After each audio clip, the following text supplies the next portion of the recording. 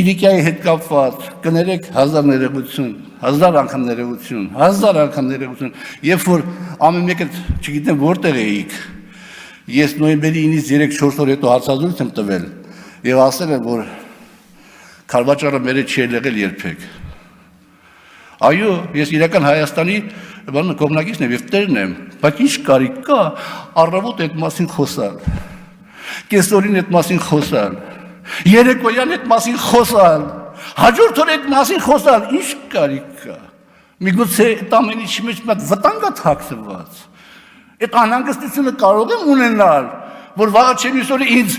ուրիշ իրական Հայաստանա հրամցվելու, բավարարվեք ես իրական Հայաստանով, եւ ես այդ վտանգի դենալով պայքարել եմ, պարոն Գոնջորյան, ամեն անգամ ձեր ներկայությամբ հարց եմ տվել, փախստականների վերադարձի հարցը քննարկվում է, թե չի քննարկվում, ամեն անգամ ստացել եմ բացասական պատասխան, շնորհակալ եմ, բայց հիմա այդ հարցը քննարկվում է, երկու ժողովուրդների մեջ հսկայական արյուն է հոսել, հսկայական արյուն հոսելու պարագայում,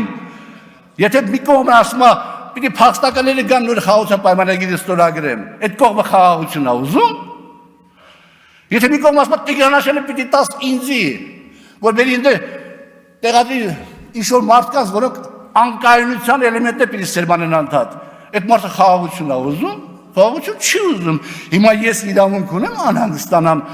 մեր պետության վաղվա օրվա վրա։ Ունեմ։ Կարող է այնպես լինի, որ դուք նաև իմ տաշեղիս, տաշեղ անձիս, փոքրիկ խոսքով, որ դուք ասեք այսքան լիքն եք և ուժեղ եք, և մի հատ տաշեղ ապակասում, որպեսզի դուք դառնաք ամբողջական ուժեղ։ Կարող է այդ իմ պահվածքով դուք եք դառնաք այդ ամբողջական ուժեղը և բոլոր այն անհանգստությունները, որ կա այսօր հասարակության մեջ, թարատեք և լուծեք, եւ պարոն Գոնջարյան, դուք այստեղ որ ասում եք Կիլիկիա բան եւ այլ, կանգնեք ելույթ ունեք եւ ասեք, որ Աղազարյան Հովիկը սխալվեց, բանալ քաղաքական բանկրոտ է։ Ես երջանիկ կլինեմ, որ լինեմ քաղաքական բանկրոտ այդ հարցերի կոնտեքստում։ Ու լինեմ շահած քաղաքացի։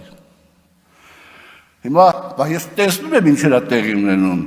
Ես ձեզ եմ խնդրել մի քանի անգամ ասել եմ կանչենք պարոն Քայարամյանին հարցեր կա, կանչենք ես մեկին հարցեր կա քննարկենք, ես տասնյակ անգամներ երևի այս ընթացքում հարց եմ տվել կալանքը որպես ճշմամիջոց օգտագործվում է, թե չի օգտագործվում, պատասխանը ստացել եմ դասախոսական մակարդակով։